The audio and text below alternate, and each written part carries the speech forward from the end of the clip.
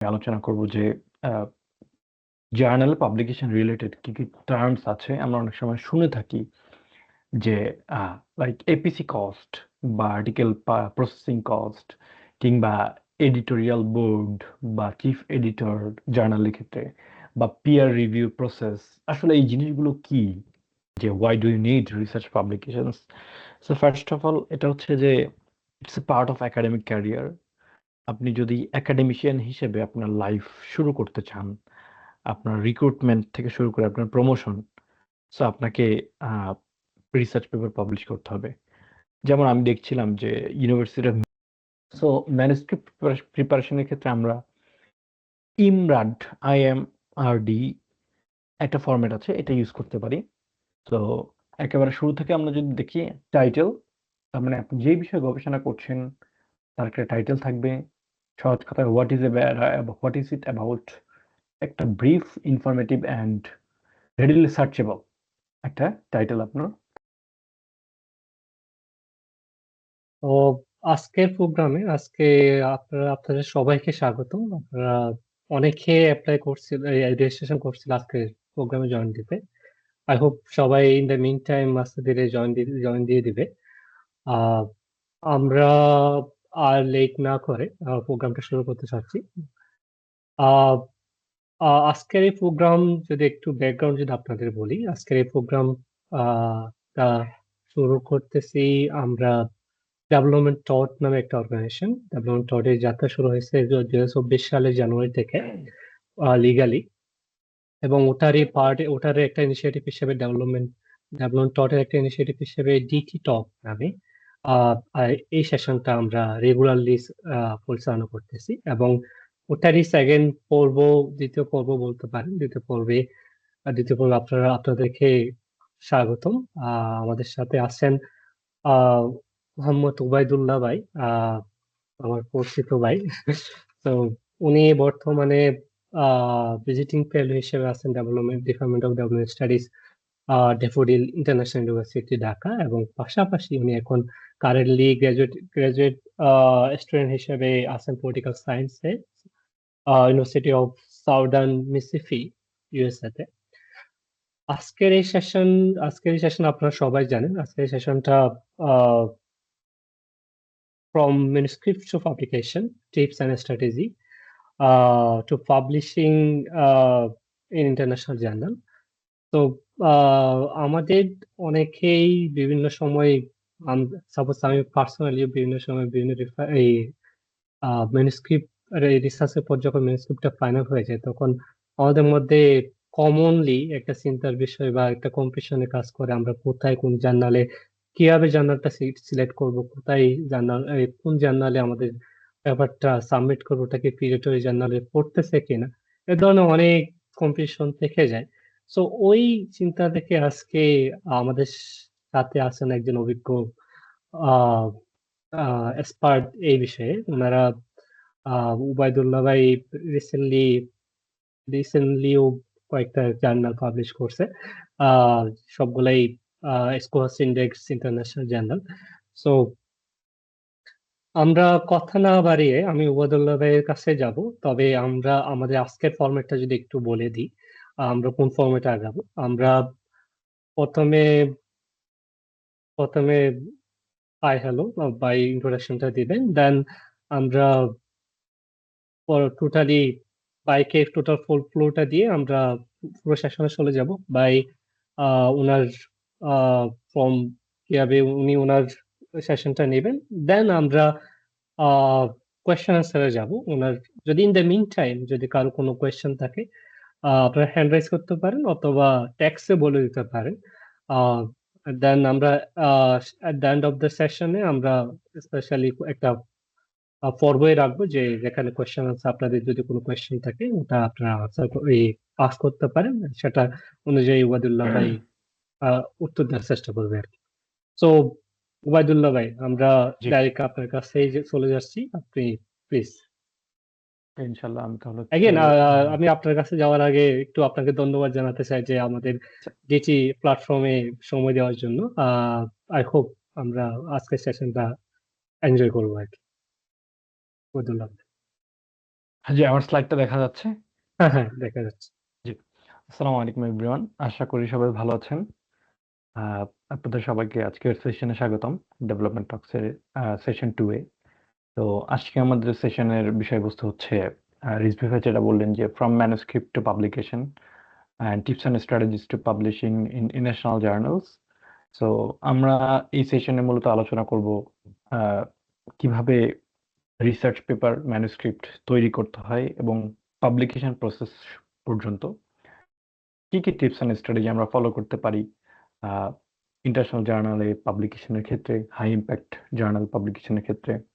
এবং আমি ধরে নিচ্ছি যে এটা একেবারে বিগিনার পার্টিসিপেন্টদের জন্য, যারা একেবারে শুরু থেকে শুরু করতে চান বা যারা চিন্তা করছেন যে আমরা গবেষণা করব, সেই গবেষণাপত্র আমার ইন্টারন্যাশনাল জার্নালে পাবলিশড হবে।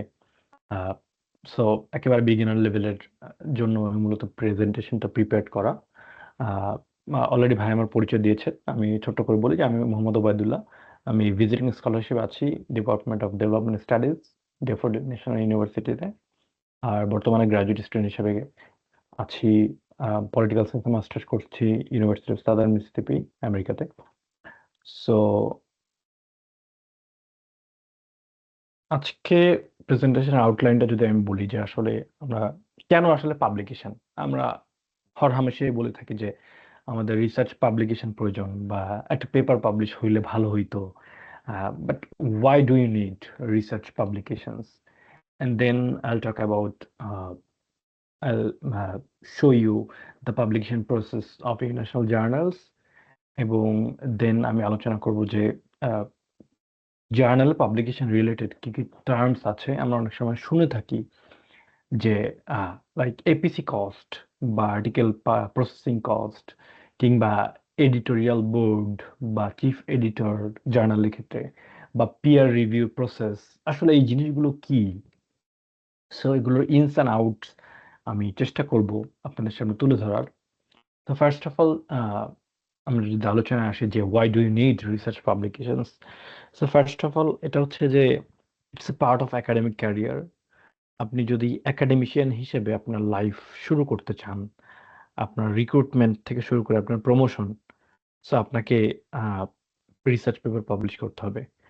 যেমন আমি দেখছিলাম যে ইউনিভার্সিটি অফ মিজোরিতে, ওখানে কমিউনিকেশন ডিপার্টমেন্টে ওখানে বলা আছে যে একজন ফ্যাকাল্টির তাকে বছরে অন্তত 2টা হাই ইম্প্যাক্ট জার্নাল পাবলিকেশন থাকতে হবে।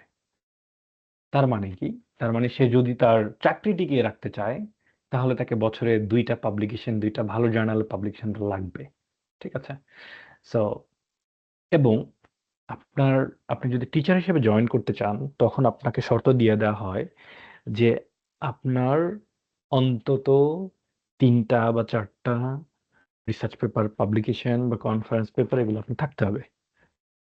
ইভেন আপনি অ্যাসিস্ট্যান্ট প্রফেসর থেকে অ্যাসোসিয়েট প্রফেসর হবেন, সেই জায়গাটাতে আপনার প্রমোশনের জন্য আপনার পেপার থাকাটা বাধ্যতামূলক। ওকে?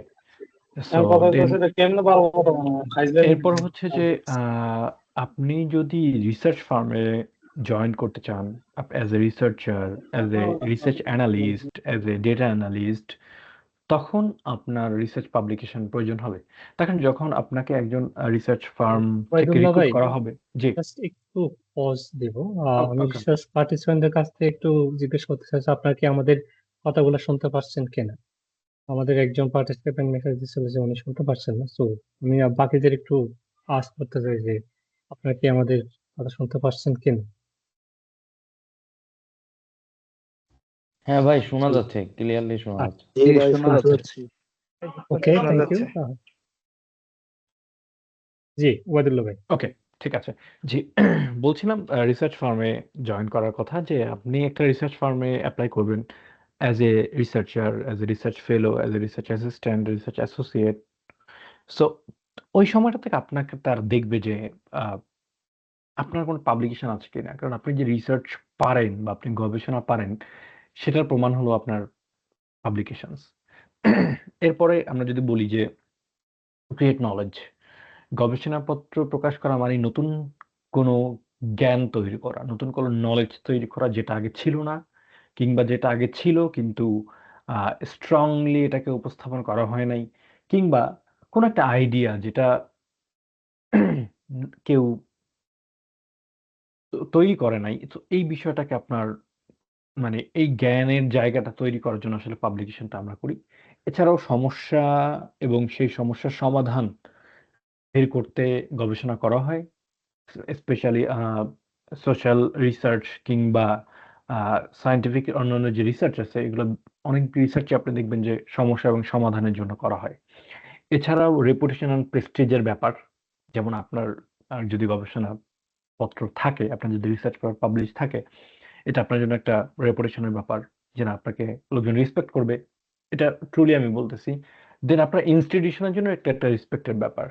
দেখবেন এখন হচ্ছে বাংলাদেশ সহ বিভিন্ন দেশের ইনস্টিটিউশনগুলো তারা রিসার্চ পেপার পাবলিকেশনের সাথে ইনসেন্টিভ দেয়, যে এই ফ্যাকাল্টি যদি একটা Q1 পেপার পাবলিশ করে, তাকে আহ, এই পেপারের জন্য 50,000 টাকা দেওয়া হবে। হ্যাঁ, এছাড়াও আপনি যদি গ্রান্ট অ্যাপ্লাই করার জন্য, আপনি গ্রান্ট নেওয়ার জন্য যদি আপনি গ্রান্ট নিতে চান, তখন আপনার রিসার্চ পেপার পাবলিকেশনের প্রয়োজন হবে। এছাড়াও বিভিন্ন ইনস্টিটিউশন অ্যাওয়ার্ড দেয়, যে আপনি এই বছর এই ফ্যাকাল্টি 10টা বা 20টা পেপার পাবলিশ করছে, সো বেস্ট রিসার্চার অ্যাওয়ার্ড তাকে দেয়া হবে। এছাড়াও আপনি আপনার ফিল্ডে, আপনি যে ফিল্ডে কাজ করেন, ওই ফিল্ডে আপনি যদি ইম্প্যাক্ট ফেলতে চান, দেন আপনার পাবলিকেশনের প্রয়োজন হবে। অ্যান্ড ফাইনালি আপনি একটা জিনিস চিন্তা করছেন, আপনি একটা আইডিয়া আছে আপনার মাথায়, সো আপনি এটার ক্রেডিটটা কিভাবে নেবেন? আপনি ফেসবুকে পোস্ট করলেই মানুষ লাইক দিল, শেয়ার দিল, that's not intellectual credit. Intellectual credit আপনাকে নিতে গেলে আপনার সেই আইডিয়াটার একটা বাস্তব রূপ দিতে হবে, এবং সেটা আমরা গবেষণার মাধ্যমে গবেষণাপত্র প্রকাশের মাধ্যমে আমরা সেটা দিতে পারি। সো একাডেমি আসলে কোন কোন ধরনের পাবলিকেশনস দেখা যায়, যদি আমরা একটু আলোচনা করি, কারণ পার্থক্য আছে। যেমন আমরা যদি বলি যে থিসিস পেপার বা মনোগ্রাফ বা ডিজার্টেশন, যেটা আপনি অনার্স ফাইনাল ইয়ারে কিংবা মাস্টার্সে কিংবা পিএইচডিতে করবেন, দ্যাটস ডিফারেন্ট। ওইখানে দেখা যায় যে প্রায় 25 থেকে 30-50 হাজার word, 50 page, 60 page, 100 page, 200 page, 300 পেজের হয়। সেটা একটা থিসিস পেপার। রিসার্চ পেপার হচ্ছে সংক্ষিপ্ত জায়গা, বা আমরা যেটাকে অরিজিনাল রিসার্চ বলি। এটা মূলত 5 থেকে 10 হাজার ওয়ার্ড বা মোর দ্যান 10 হাজার ওয়ার্ড হয়। এরপরে যেটা আছে কনফারেন্স পেপার, এটাও অনেকটা এরকম হয়, বাট এটা কোনো একটা কনফারেন্স আপনাকে প্রেজেন্ট করতে হবে ইন ফ্রন্ট অফ প্যানেল। এরপর আছে রিভিউ পেপার। এরপর আছে short communication, correspondence, perspective, opinion, কিংবা আমরা এডিটোরিয়াল লেটার বলি। এরপর আছে methods paper, theory paper, case study, বুক রিভিউ। এই প্রত্যেকটা জিনিসই একাডেমি আসলে আমরা পাবলিকেশন হিসাবে ধরে রাখি। এই সবগুলোই পাবলিকেশনের মধ্যে অন্তর্ভুক্ত। তো আমি যদি আপনাদেরকে একটু স্যাম্পল দেখাই, দেখেন, এইটা হচ্ছে একটা করেসপন্ডেন্স লেটার। এইটা international journal of surgery short রিপোর্টসে পাবলিশড একটা করেসপন্ডেন্স। এটা অনেকটা এডিটোরিয়াল লেটার, মানে একই জিনিস, আসলে টার্মগুলো একটু আলাদা আলাদা। দেখেন, এখানে আমরা ডিয়ার এডিটর দিয়ে শুরু করছি, এবং এখানে জাস্ট 1 পেজের মধ্যে শেষ। হ্যাঁ, এই জিনিসটা 1 পেজের মধ্যে শেষ হয়ে গেছে। সো এইটা 1 পেজ এবং রেফারেন্স সহ 2 পেজ, তাহলে এটা একটা করেসপন্ডেন্স। এরপর যদি আমরা দেখি যে আহ, এটা হচ্ছে একটা রিসার্চ পেপার। এটা ডিসকভার্ড গ্লোবাল সোসাইটিতে পাবলিশ একটা রিসার্চ পেপার। দেখেন, এইটা মোটামুটি 25 পেজ। সো এবং এইটা আহ, ওরা হচ্ছে, আমরা সাবমিট করছিলাম 22 সেপ্টেম্বর, এটা পাবলিশ হতে জানুয়ারিতে। So it takes long time, like 4 to 5 months, even 2 থেকে 3 বছরও লাগে অনেক জায়গায়। দেন আমরা দেখি, এটা হচ্ছে একটা বুক রিভিউ। বুক রিভিউটা হচ্ছে একটা নির্দিষ্ট বইয়ের উপরে সেই বইয়ের সামারাইজ করা, এবং সেই বইয়ের ক্রিটিসিজম, সেই বইয়ের স্ট্রেংথ এবং উইকনেস বর্ণনা করা। এটাও দেখা যায় যে অনেক সময় 1 থেকে 2 পেজ হয়। হ্যাঁ, এছাড়াও যদি আমরা দেখি যে এটা হচ্ছে একটা বুক চ্যাপ্টার। বুক চ্যাপ্টারটা কি? আসলে এডিটেড বুক চ্যাপ্টার, যেটা একটা বইয়ে চ্যাপ্টার হিসেবে, মানে আমরা স্বাভাবিক যে বইগুলো পড়ি, সেই বইয়ের মতোই সেই বইয়ের চ্যাপ্টার হিসেবে পাবলিশড হয়, সেটাকে আমরা বলি বুক চ্যাপ্টার। এটা অনেকটা কাইন্ড অফ রিসার্চ পেপারের মতো, বাট রিসার্চ পেপারে যে পিয়ার রিভিউ হয়, বুক চ্যাপ্টারে ইউজুয়ালি সেটা হয় না। সো আশা করি আপনারা বুঝতে পেরেছেন। এখন আসেন যে পেপার পাবলিকেশনের স্টেপস আসলে কি কি। সো এইখানে আমি ৩টা স্টেপসে ভাগ করছি। একটা হচ্ছে যে first of all identifying journal, secondly manuscript preparation, and thirdly manuscript submission. So আমরা স্টেপ বাই স্টেপ যাব। তো জার্নাল আইডেন্টিফিকেশন, আপনি যে টপিকে গবেষণা করেছেন সেই টপিকের সাথে আপনি যে জার্নাল সাবমিট করতে চাচ্ছেন সেই জার্নালের এইমস অ্যান্ড স্কোপটা কি সেটা আপনাকে দেখতে হবে। আমরা এগুলো প্র্যাকটিক্যালি দেখব, ওয়ান বাই ওয়ান আমরা দেখার চেষ্টা করবো যে আসলে আমরা কতটুকু আগাতে পারি, আমরা একটু চেষ্টা করবো আর কি। দেন রিডারশিপ অ্যান্ড টার্গেট অডিয়েন্স, লাইক কিছু কিছু ফিল্ড থাকে যেটা খুব হাইলি স্পেশালাইজড বা মোর টেকনিক্যাল পেপার, জার্নালগুলো সাধারণত ছোট হয় কিন্তু নির্দিষ্ট কিছু অডিয়েন্স থাকে। আবার ধরেন মাল্টি ডিসিপ্লিনারি যে জার্নালগুলো বা ইন্টারডিসিপ্লিনারি জার্নালগুলো, এগুলো দেখা যায় যে ভাস্ট অডিয়েন্স থাকে, অনেক লোকজন থাকে, এখানে অনেক লোকজন এই জায়গাটা পড়ে, হ্যাঁ, পেপারটা পড়ে। এরপর থার্ডলি আমরা দেখতে পারি যে আসলে ইন্ডেক্সিং এর উপর বেস করে আমরা জার্নাল আইডেন্টিফাই করতে পারি, like Scopus index, SSCI, SCI, আইট্রিপলি, web of science, EBSCO, ABS. এই ইন্ডেক্সিং গুলো আসলে দিয়ে প্রকাশ পায় যে জার্নালটা কতটা স্ট্রং, কতটা কোয়ালিটি মেইনটেইন করে, হ্যাঁ।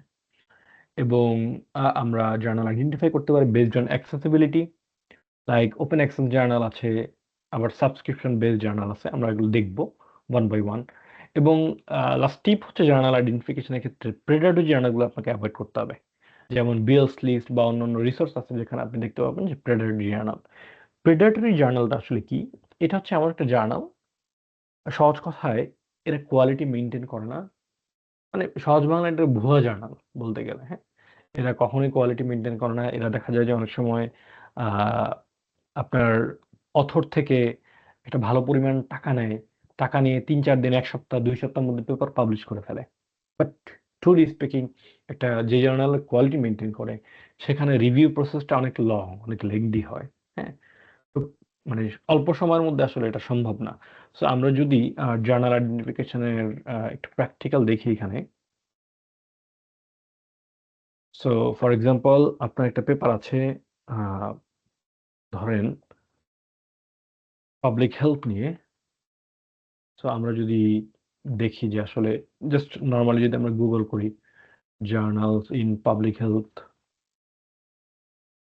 তো তাহলে আমরা দেখবো যে মোটামুটি ধরেন এখানে বেশ কিছু রিসোর্স আছে। ফর এক্সাম্পল এখানে একটা কর্নেল ইউনিভার্সিটির একটা রিসোর্স আছে যে আসলে পাবলিক হেলথের জার্নালগুলো, পাবলিক টপ টপ যে জার্নালগুলো। এখন ধরেন এইখানে বেশ, ফর এক্সাম্পল আমি যদি আমেরিকান জার্নাল পাবলিক হেলথে যাই,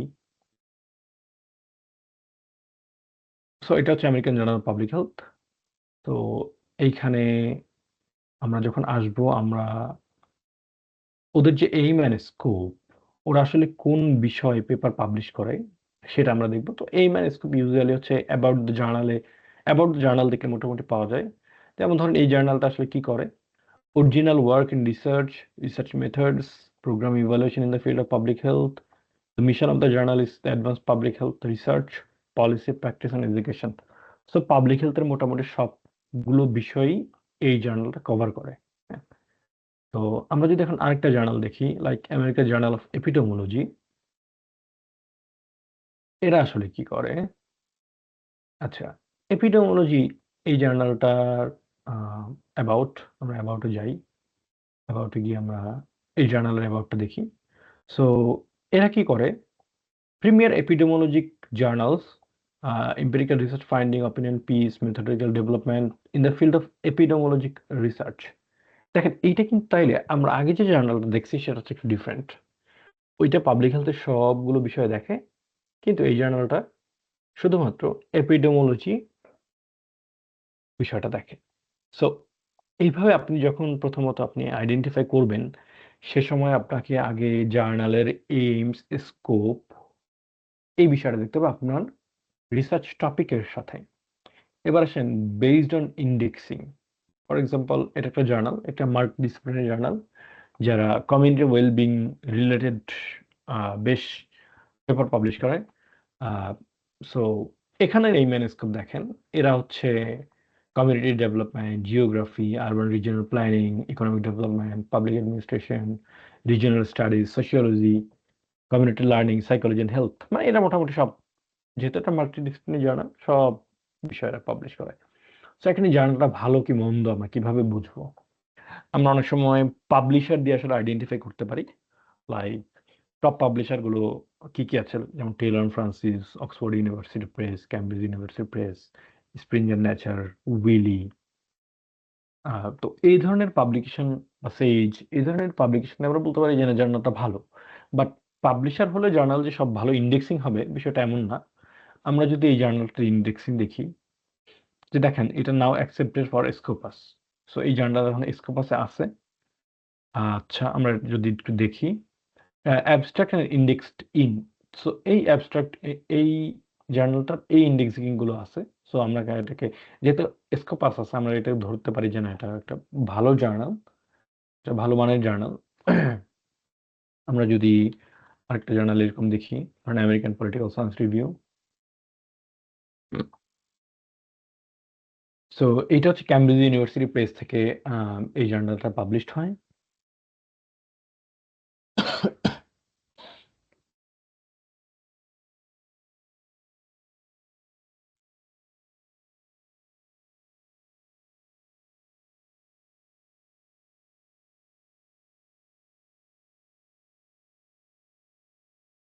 আচ্ছা, ওটা কোনো কারণে আসতেছে না। আমরা অন্য একটা জার্নাল দেখি, যে American journal of political science.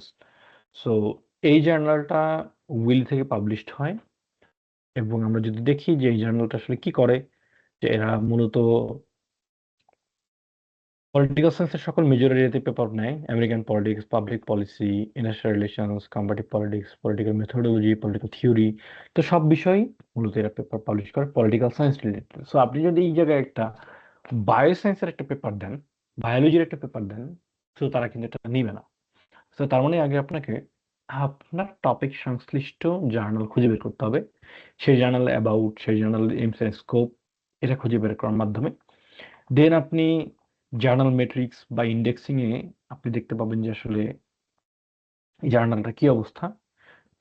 যেমন ধরেন আমরা দেখি যে এটার side score, Scopus side score হচ্ছে 9.3, impact factor 5। So impact factor দ্বারা আসলে এই জার্নালটা কতটুকু ইম্প্যাক্টফুল একাডেমিয়া সেটা বোঝায়। So the more impact factor the better. So আমরা এটা দেখলাম যে না, এই জার্নালটা আসলে ভালো মনে হচ্ছে। তো এরপর হচ্ছে আপনি জার্নালে যদি কি বলে ইন্ডেক্সিং থাকে, ইন্ডেক্সিং গুলো আপনি যদি জার্নালের মধ্যে খুঁজে না পান, তাহলে তো আপনি জার্নালের বাইরে পাবেন। অনেক সময় মেট্রিক্সের মধ্যে থাকে, আহ, আবার অনেক সময় মেট্রিক্সের মধ্যে থাকে না। সো এটা আসলে ডিপেন্ড করে জার্নালের উপরে। বাট এই জার্নালটা আমরা ভালো বলতেছি। এখন স্কোপাস, এখন আমরা স্কোপাস এটা কিভাবে বুঝবেন? আপনার সিম্যাগোতে আপনি যেতে পারেন। সিম্যাগোতে গিয়ে যদি আপনি জার্নালটা সার্চ করেন, লাইক ধরেন আমি জার্নাল সার্চ করলাম যে না আসলে এরা, এদের অবস্থা কি, এরা কতটুকু ভালো। সো আপনি এখানে জার্নাল নেম সার্চ করলে কিন্তু আপনি জার্নালটা এখানে পেয়ে যাচ্ছেন। সো দেখেন এখানে আপনার জার্নাল নিয়ে ইন ডিটেল আছে, এটা একটা Q1 জার্নাল। সো আপনি এই জার্নাল পাবলিশ করতে পারেন। হ্যাঁ, এছাড়াও স্কোপাসের নিজস্ব লিস্ট আছে। ধরেন স্কোপাস জার্নাল লিস্ট। সো এটা এলসেভিয়ারে গেলে আপনি লিস্ট পাবেন, স্কোপাস কন্টেন্টে গেলে। বাট সেমাগোটা খুব সহজে আপনি বুঝতে পারবেন। আর প্রেডাটরি জার্নাল যদি আমি বলি, যে প্রেডাটরি জার্নালস, এখানে প্রেডাটরি জার্নালস এর এই যে বেলস লিস্ট আছে, এই বেলস লিস্টে গেলেও আপনি হচ্ছে প্রেডাটরি জার্নাল লিস্ট পাবেন। অনেক জার্নাল লিস্ট এর মধ্যে আপনি গেলে পাবেন। আপনি পাবলিশারের নাম দিয়ে সার্চ করলেও পাবেন। So this is the way journal search করার আসলে। এরপর হচ্ছে আহ, আমরা যদি আরেকটা দেখি, ওকে, যারা পাচ্ছে না।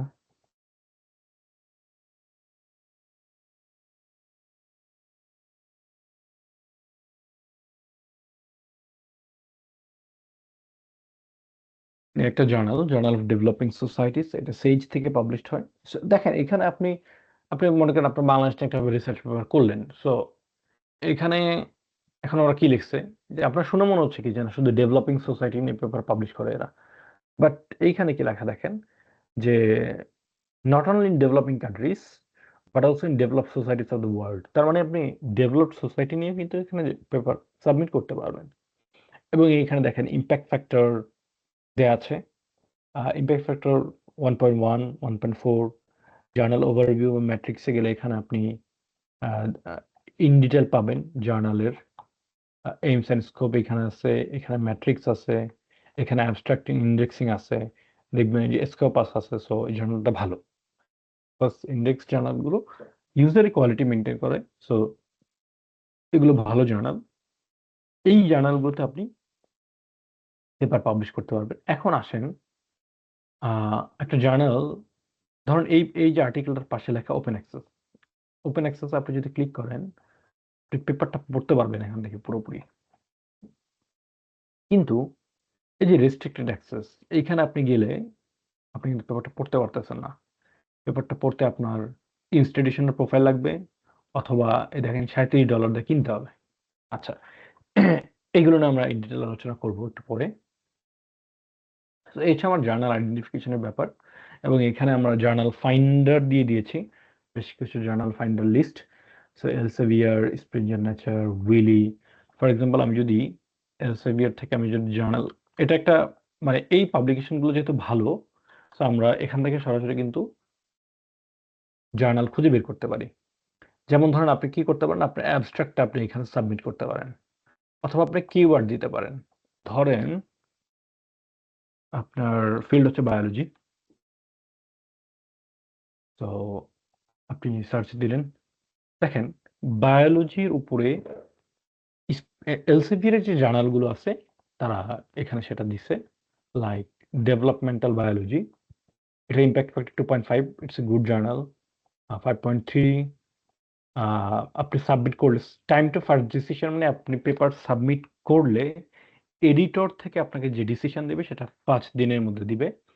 আর অ্যাকসেপ্টেন্স পর্যন্ত 144 দিন লাগে। Acceptance rate 41%, this is good. কারণ 41% অ্যাকসেপ্টেন্স রেট মানে ভালো অ্যাকসেপ্টেন্স রেট। সো তারা, আর ব্যাপার হচ্ছে যে জার্নালটা ওপেন অ্যাক্সেস, সো আপনাকে পাবলিশ করতে হলে $3,500 লাগবে। ওকে, সো কিছু করার নাই। আচ্ছা, এখন আসেন ওপেন অ্যাক্সেস। আমরা যদি এটা অফ করে দিই যে journal that offer gold on open access, so এখানে ওপেন অ্যাক্সেস ছাড়াও অনেক জার্নাল থাকবে। যেমন ওপেন অ্যাক্সেস দেখেন এটা $7,000 লাগবে পাবলিশ করতে পেপার, ঠিক আছে? So this is huge. এটা আসলে বাংলাদেশিদের জন্য এই টাকা দিয়ে পেপার পাবলিশ করা ফান্ড ছাড়া কোয়াইট ইম্পসিবল। হ্যাঁ, তো এই জায়গায় বিভিন্ন অপশন আছে, like time to first decision আপনি কম বেশি করতে পারবেন।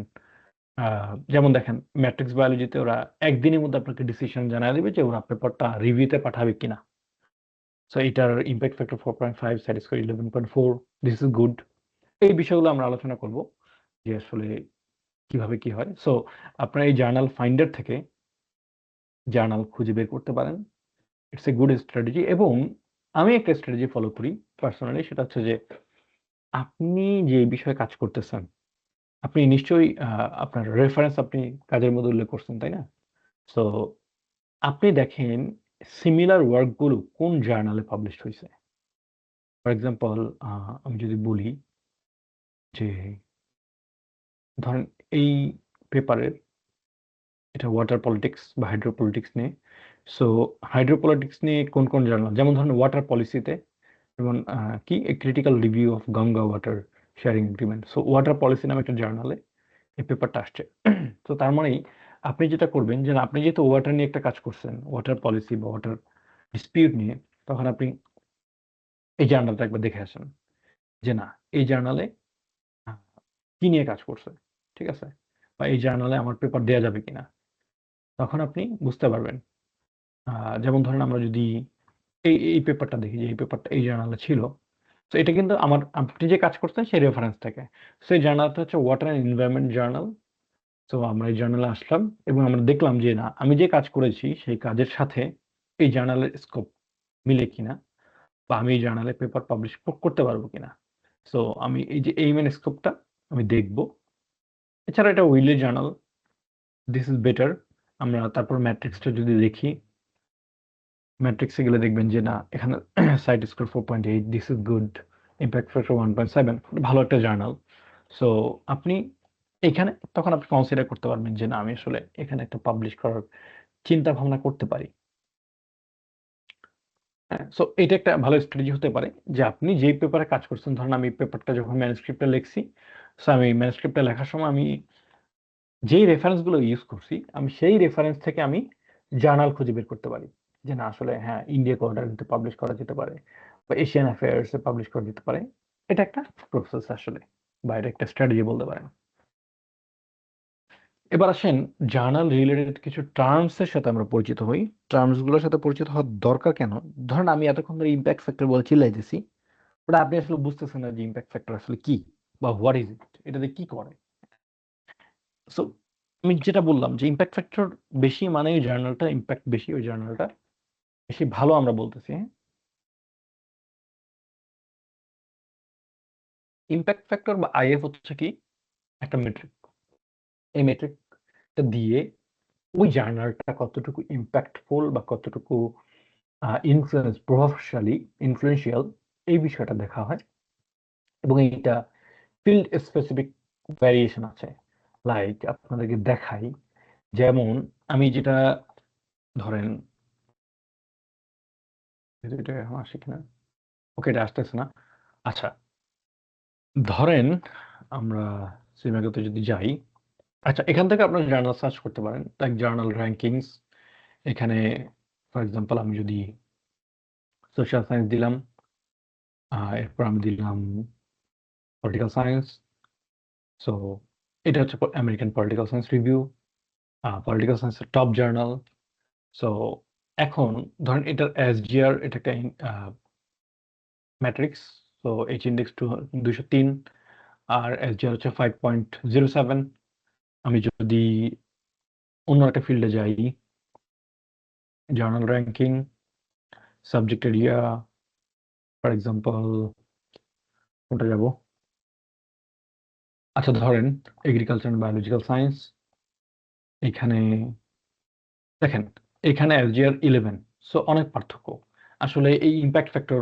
যেমন ধরেন ল্যান্ডসেট, পাবলিক হেলথ একটা টপ জার্নাল, ল্যান্ডসেটের ইম্প্যাক্ট ফ্যাক্টর যদি আমরা দেখি, ইটস 98.4।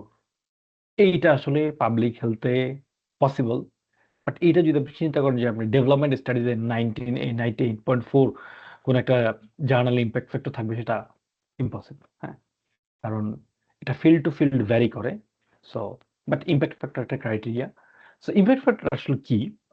সহজ কথায় ধরেন যে একটা জার্নাল, সে 100টা আর্টিকেল পাবলিশ করলো 2022 এবং 23 এই 2 বছরে, এবং এই 100টা আর্টিকেল সাইট করা হলো 300 বার 2024 সালে। সো 2024 সালের জন্য এর ইম্প্যাক্ট ফ্যাক্টর হবে 3। তার মানে ওই 100 দিয়ে এই 300 ভাগ দেওয়া হবে, দেন ইম্প্যাক্ট ফ্যাক্টর বের হবে। ঠিক আছে? এখন ধরেন একটা জার্নাল, ফর এক্সাম্পল আপনি ফিজিক্সের একটা জার্নাল।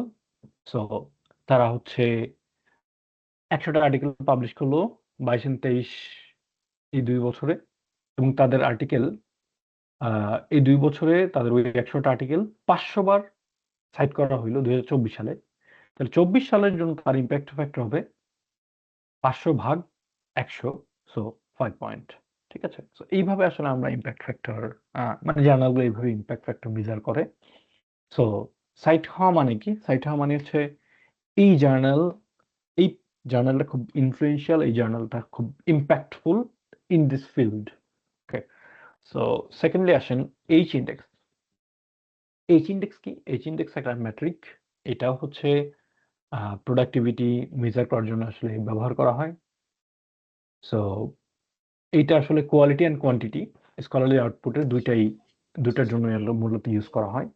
ধরেন একটা একজন রিসার্চার, আপনি অ্যাজ এ রিসার্চার আপনি 10টা পেপার পাবলিশ করলেন। হ্যাঁ, সো আপনার এই 10টা পেপারের জন্য আমি যদি বলি যে প্রথম পেপারটায় 25টা সাইটেশন আছে, সেকেন্ড পেপারে 20টা, এরপর 15টা, এরপর 10টা। তো এমন করে করে আপনার মোট এতগুলো সাইটেশন আছে। সো আপনার আমি বললাম যে আপনার হচ্ছে এইচ ইন্ডেক্স 5। কেন এইচ ইন্ডেক্স 5? কারণ আপনার 5টা পেপার অ্যাটলিস্ট 5বার করে সাইট করা হয়েছে। ঠিক আছে? সো এটা এইভাবে ভাগ করে মূলত এইচ ইন্ডেক্সটা বের করা হয়। এরপর যদি আমরা বলি যে এরপর একটা টার্মস অ্যাকসেপ্টেড আর্টিকেল। আসলে অ্যাকসেপ্টেড আর্টিকেল বলতে আমরা কি বুঝি? সো অ্যাকসেপ্টেড আর্টিকেল হচ্ছে যে আপনি একটা পেপার সাবমিট করেছিলেন একটা জার্নালে, এবং সেখানে এটা পিয়ার রিভিউ প্রসেস হইছে এবং জার্নালটা অ্যাকসেপ্ট হইছে, বাট এটা এখনো কপি এডিটিং, টাইপ সেটিং বা প্রুফ রিডিং প্রসেসে যায় নাই। আমরা সেটাকে বলি অ্যাকসেপ্টেড আর্টিকেল। আমরা একটা ফ্লোচার্ট দেখব, তখন এটা আরো ক্লিয়ার হবে। আর্টিকেল পাবলিকেশন চার্জ বা এপিসি। আমরা একটু আগে দেখলাম যে একটা জার্নালে $7,000 হচ্ছে পাবলিকেশন ফি, ওপেন অ্যাক্সেস জার্নাল। সো আমরা ওপেন অ্যাক্সেস, ক্লোজ অ্যাক্সেস বা সাবস্ক্রিপশন রেট এটা একটু দেখব। ওপেন অ্যাক্সেস জার্নাল হচ্ছে এমন জার্নাল যেখানে আপনি পেপার পাবলিশ করলে সবাই পড়তে পারবে। হ্যাঁ, ওই পেপারটা পড়তে কোনো টাকার প্রয়োজন হবে না। যেমন আমরা যদি দেখি, ধরেন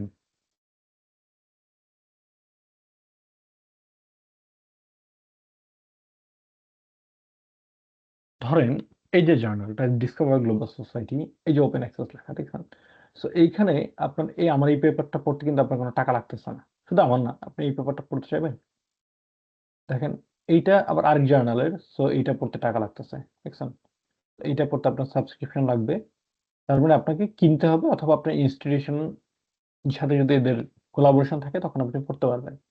আদারওয়াইজ আপনি মান্থলি $35 দিয়ে আপনি পড়তে পারবেন। মানে দিস ইজ হিউজ। বাট আপনি ওপেন অ্যাক্সেস জার্নালে আপনি চাইলেই যে কোনো আর্টিকেল পড়তে পারতেছেন। ধরেন আপনি এটা পড়বেন, ক্লিক করলে এটা পড়া যাচ্ছে। ঠিক আছে? বা আপনি চাইলে ডাউনলোড করতে পারবেন। এখন ওপেন অ্যাক্সেস জার্নাল হচ্ছে এটা। আর সাবস্ক্রিপশন বেস জার্নাল যেগুলো, সেগুলোকে আপনাকে আর্টিকেল পড়ার জন্য টাকা দিয়ে কিনতে হবে। এখন আসেন ওপেন অ্যাক্সেস জার্নালে আমরা যেটা বললাম যে আর্টিকেল পাবলিকেশন কস্ট, একটা খরচ আছে পাবলিকেশনের জন্য। খরচটা কি?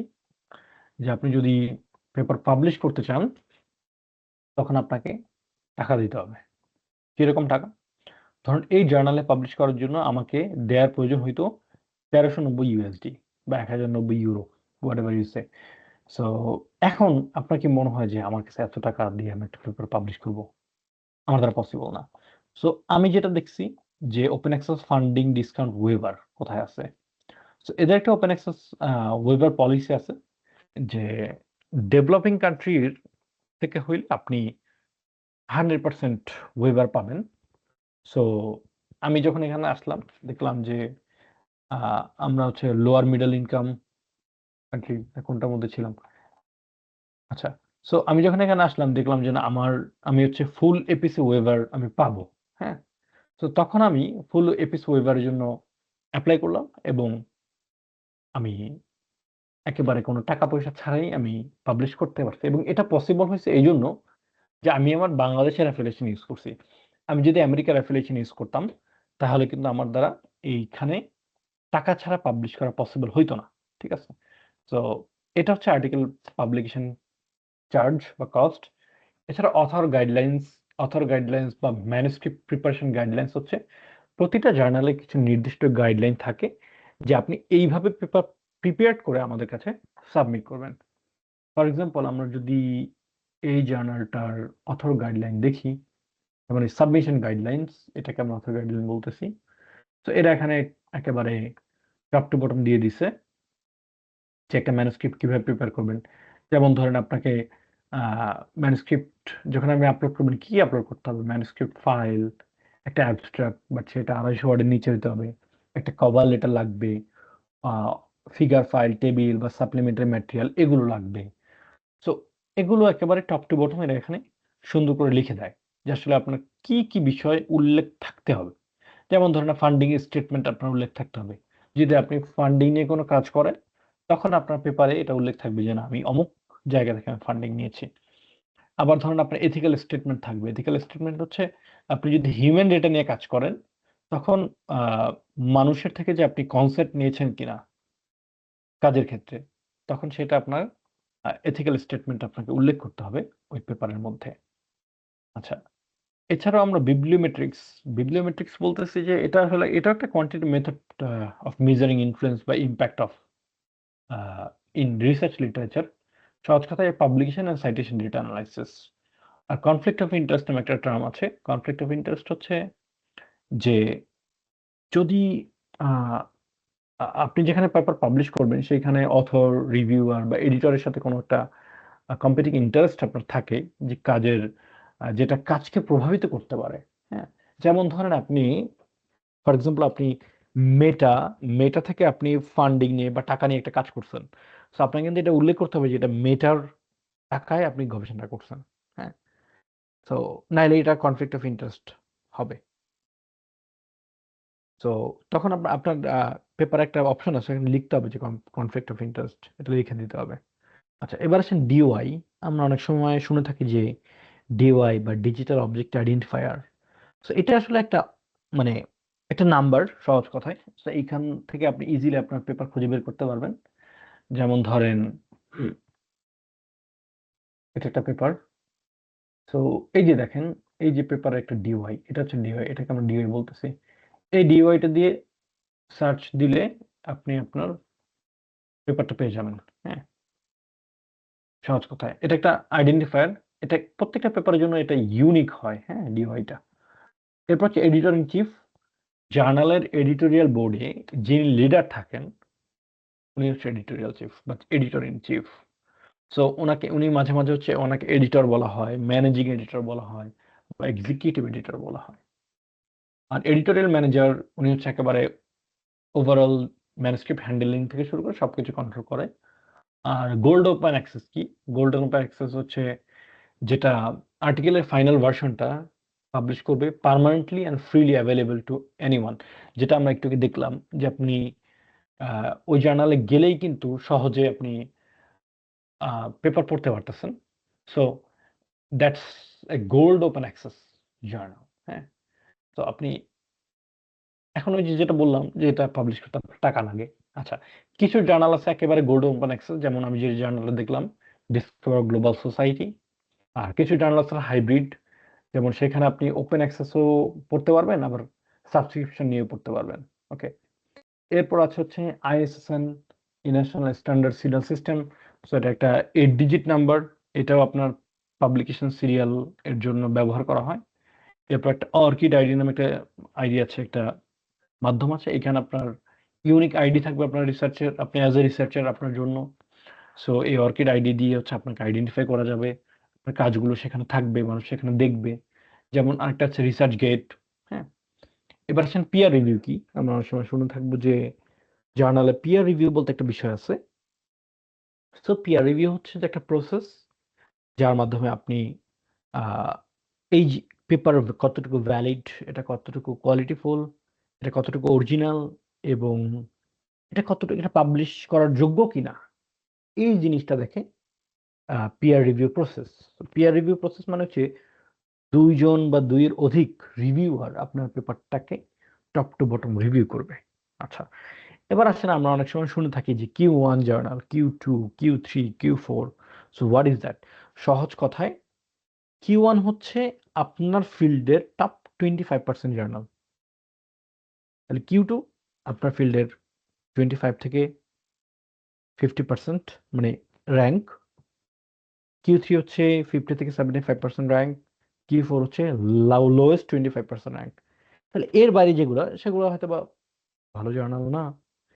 সো এটা দিয়ে আপনি আপনার জার্নালের স্ট্রেংথ মেজার করা যায়। আচ্ছা, এইগুলো আমাদের হচ্ছে। আচ্ছা, একটা মজার জিনিস দেখাই আপনাদেরকে। এইখানে এইসব জার্নাল যেমন ইম্প্যাক্ট ফ্যাক্টর দেখাইলাম, এখন প্রেডাটরি জার্নালগুলোতে আমার ইম্প্যাক্ট ফ্যাক্টর থাকে। প্রেডাটরি জার্নাল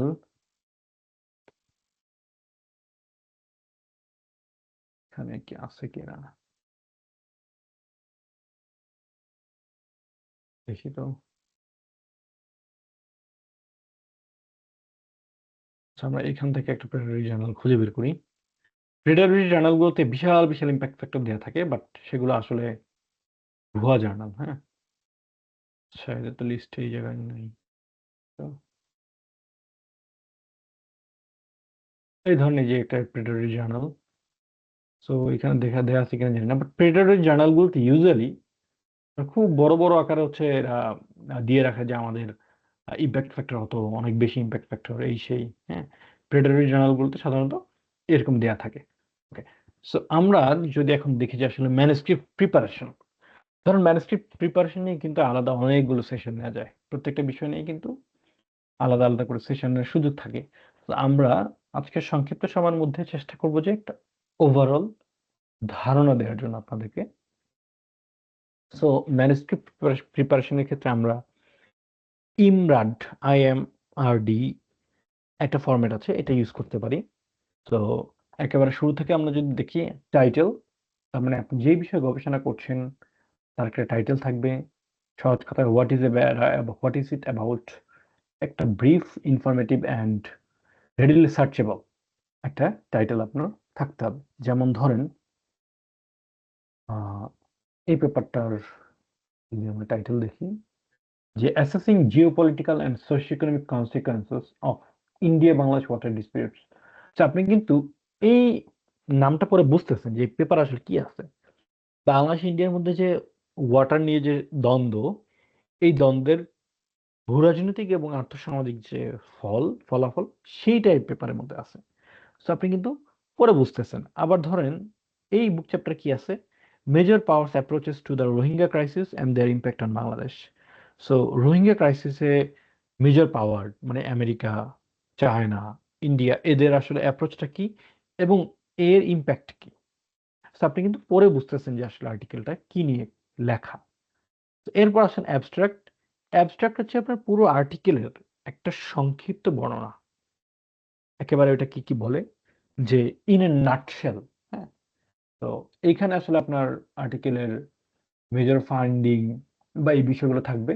এবং আমরা অনেক সময় যেটা করি যে জাস্ট অ্যাবস্ট্রাক্টটা পড়ি, অ্যাবস্ট্রাক্টটা পড়ে আমরা হচ্ছে ওই আর্টিকেলটা সম্পর্কে একটা মন্তব্য করতে পারি আর কি। ঠিক আছে, যেমন ধরেন ফর এক্সাম্পল, ওকে, তো আমরা এই আর্টিকেলে যদি দেখি,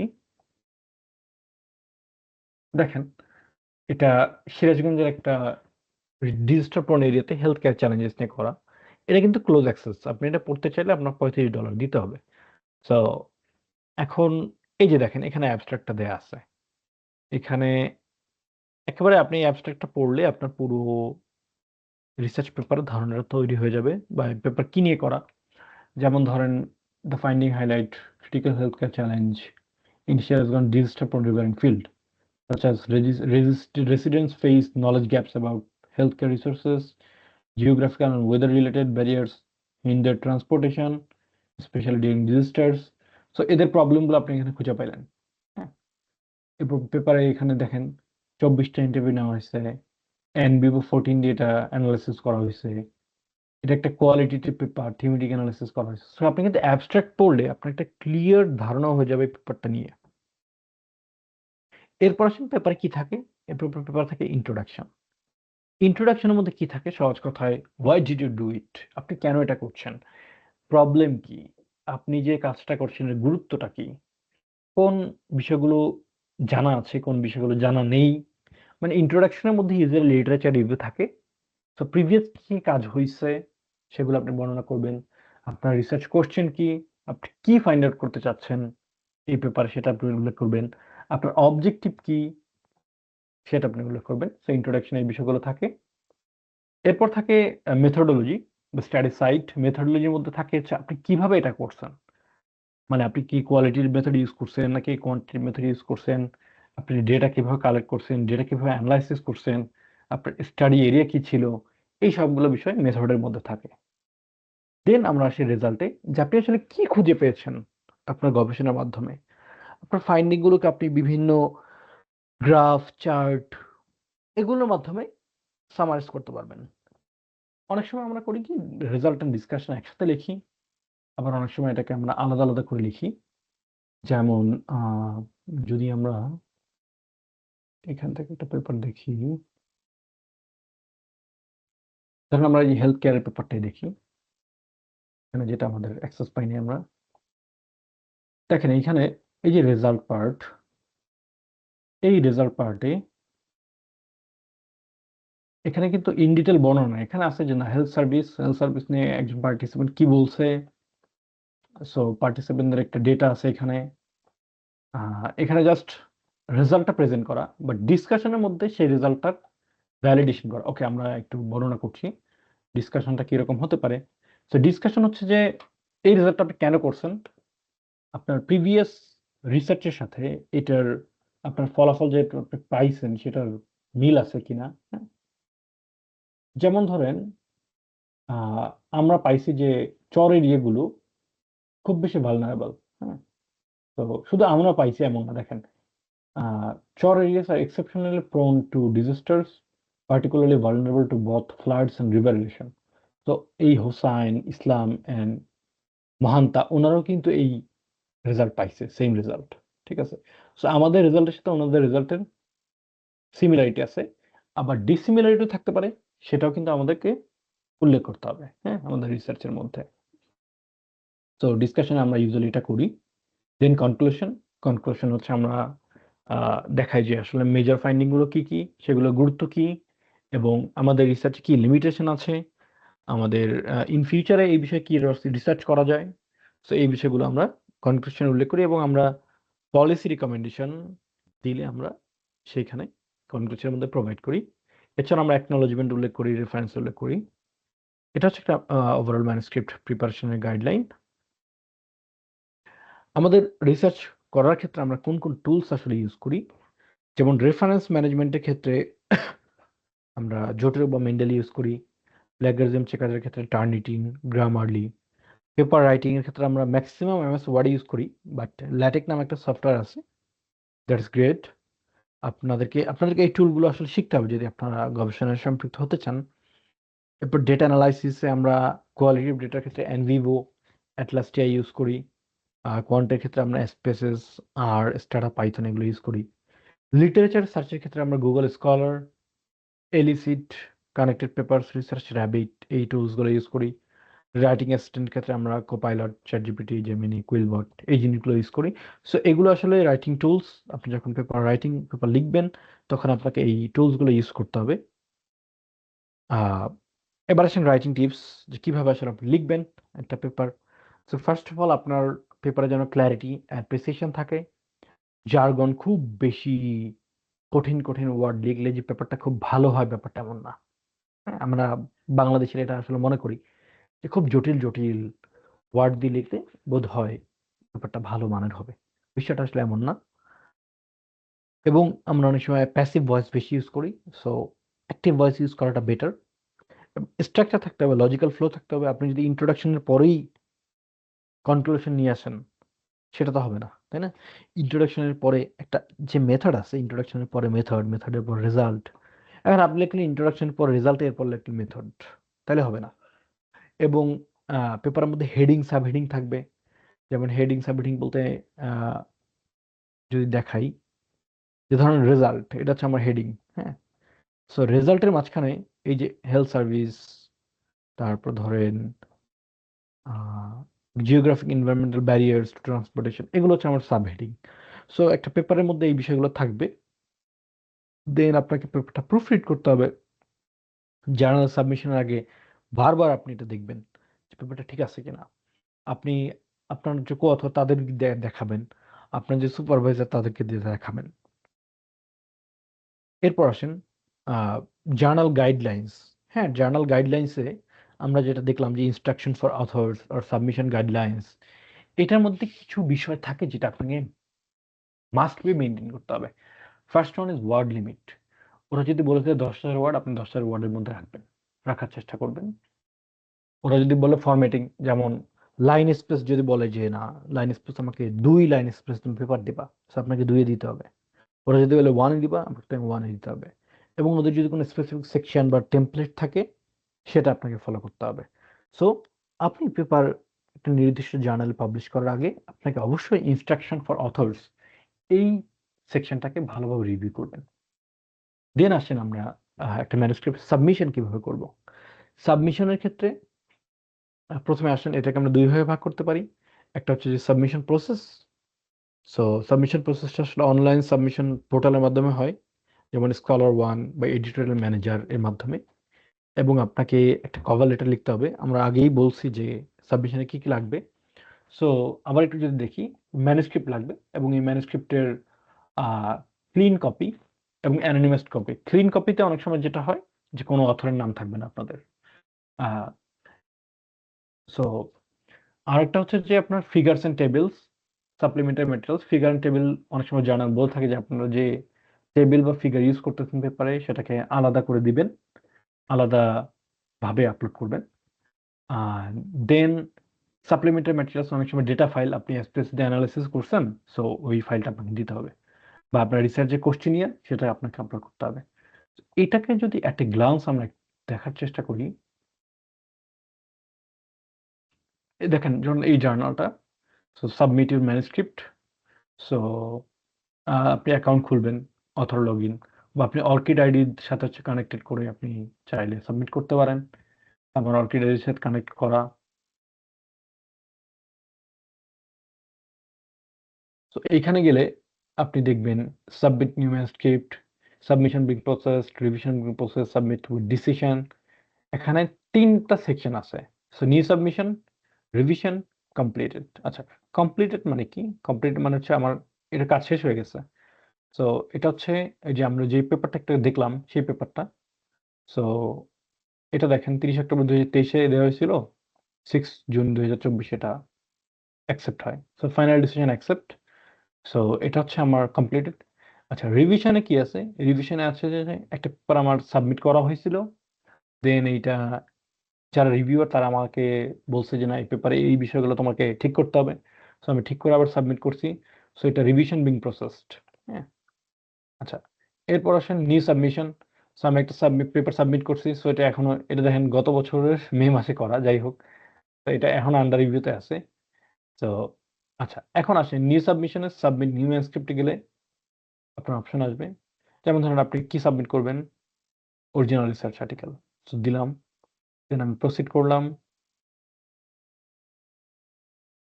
দেন আমাকে পেপার আপলোড করতে হবে। এখানে দেখেন আপলোড করতে হবে, ইনফরমেশন দিতে হবে, রিভিউ প্রেফারেন্স, এখানে বিভিন্ন প্রসেস আসলে আছে। তো এইগুলো আপনাদেরকে মেনটেন করে করে 1 বাই 1 আপলোড করতে হবে। দেন আমরা পিয়ার রিভিউ প্রসেসটা নিয়ে আমরা যখন বলছিলাম যে না, আপনার পেপারটাকে রিভিউয়ার রিভিউ করবে, সো কিভাবে করবে সেটা নিয়ে যদি একটু আলোচনা করি। এখানে 3 ধরনের পিয়ার রিভিউ প্রসেস আছে: single blind, double blind, open peer review. Single blind কি?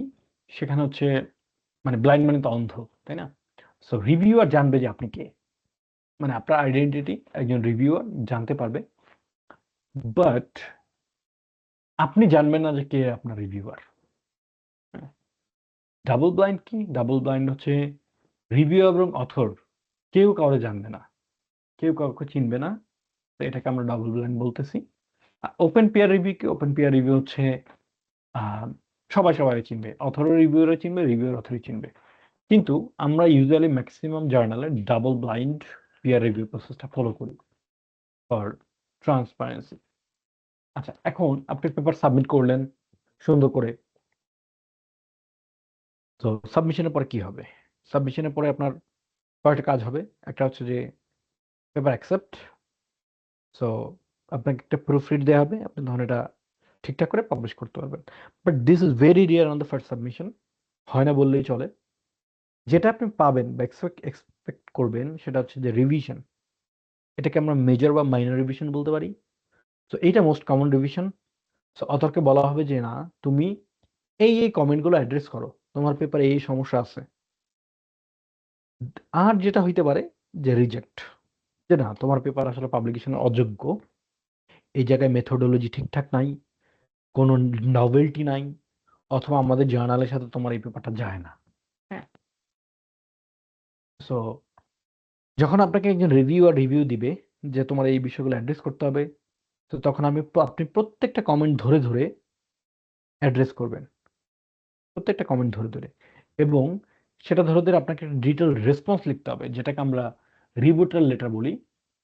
এবং আপনি পেপারে যে চেঞ্জটা করবেন সেটা হাইলাইট করতে হবে, এবং আপনি কেন ধরেন এই চেঞ্জটা করেন না সেটা আপনাকে বলতে হবে। এবং আপনি যখন বলবেন রিভিউয়ারকে। সো ইমোশনাল রিয়েকশনটা রাখবেন না এবং কনস্ট্রাকটিভ মানে প্রফেশনাল থাকবেন, হ্যাঁ? ধরেন আপনার পছন্দ হয় নাই যে লোকটা আপনাকে রিভিউ দিছে, তার রিভিউ আপনার পছন্দ হয় নাই। এইজন্য যদি আপনি তারা গালাগালি করেন, সেটা কিন্তু নিশ্চয়ই ভালো কিছু না, তাই না? তো আমরা যদি আ রিসেন্ট একটা পেপারের ওকে। সো দেখেন রিবুটাল লেটার যদি আমরা যাই, এইখানে দেখেন, আচ্ছা এইটা ছিল শুধু হ্যান্ডেলিং এডিটরের জন্য। লেটার 2 সো দেখেন এইখানে রিভিউয়ার 1, রিভিউয়ার 2, রিভিউয়ার 3 সো আচ্ছা রিভিউয়ার 4 মানে 4 জন রিভিউ করছে।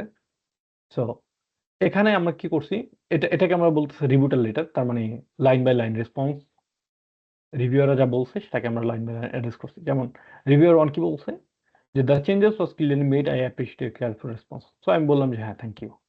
আচ্ছা রিভিউয়ার 2 বলতেছে যে পেপারের এই বিষয়গুলো অ্যাড্রেস করতে হবে। সো আমরা অ্যাড্রেস করে আমরা লিখছি যে না ঠিক আছে অ্যাড্রেস করে দিছি। আচ্ছা এরপর হচ্ছে রিভিউয়ার 3 সে একটা কমেন্ট দিছে, আমরা তার রেসপন্স করছি। ঠিক আছে?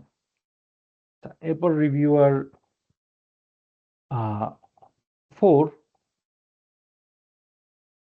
4 সে হচ্ছে উল্টাপাল্টা কমেন্ট করছিল আর কি। সো আমরা লিখছি যে না দেখেন while I value insights, the diverging perspective suggests that manuscript largely meets the standard expected by journal. সে বলছে যে এই পেপারে কিছু হয় নাই, কিছুই ঠিক নাই এই সেই। বাট দেখেন অন্যান্য যারা ছিল রিভিউয়ার 3 জন তারা কিন্তু ঠিকঠাক বলছে, কমেন্ট করছে।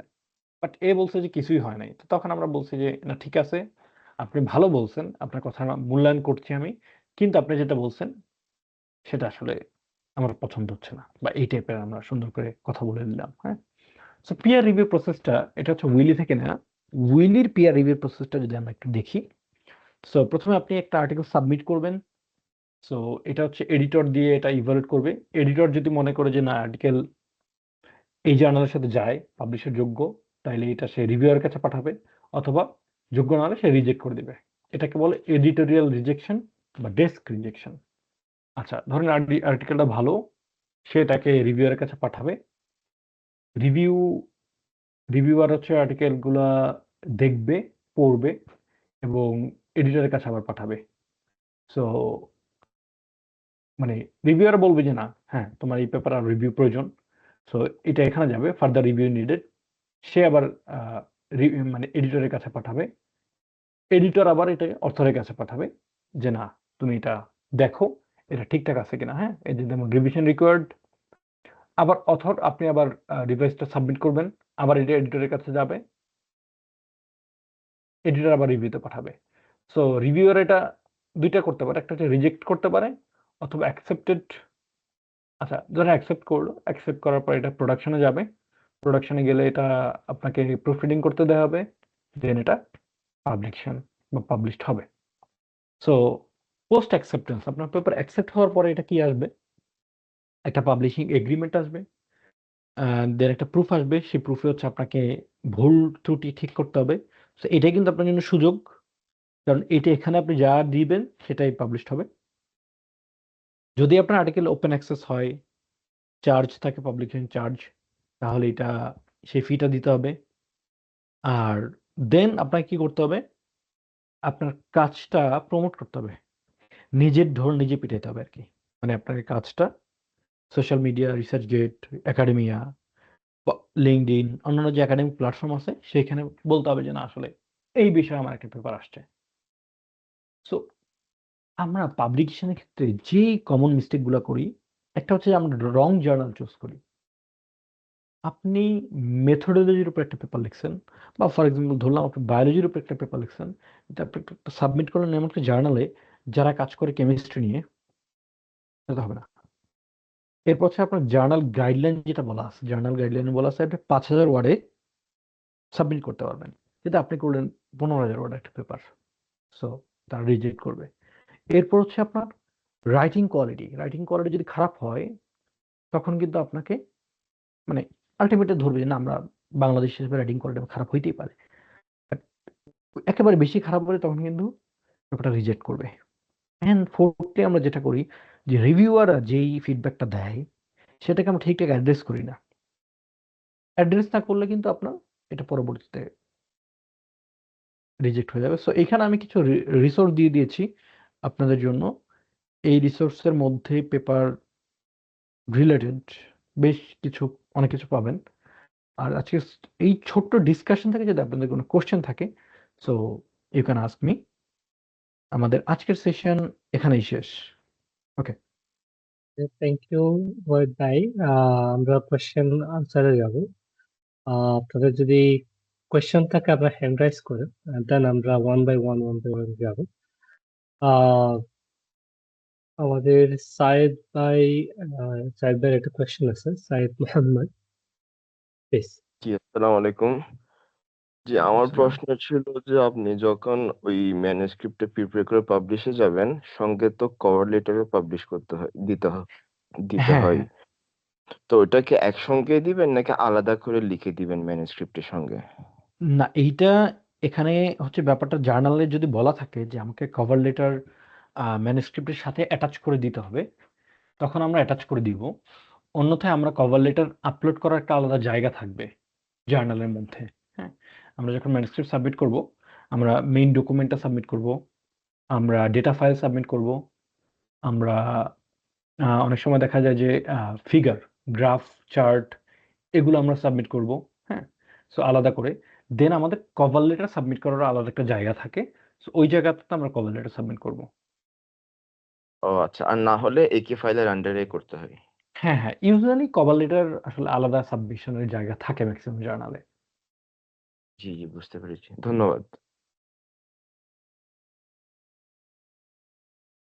আচ্ছা, ওয়াহিদ ভাই একটা একটা প্রশ্ন ছিল আচ্ছা যে জি।